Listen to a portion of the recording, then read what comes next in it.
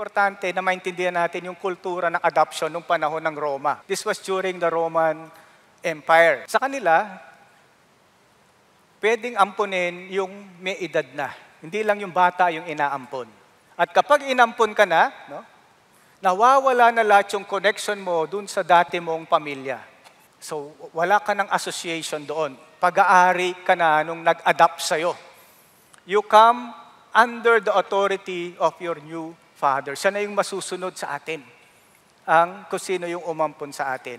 At they gain the full rights of inheritance as if born into the family.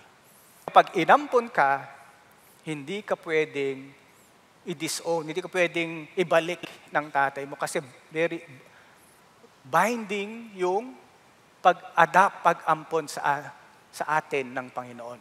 Hindi tayo yung nagpumilit para ampunin. Sino po yung nag-ampon sa atin? Ang Diyos. He chose you out of love.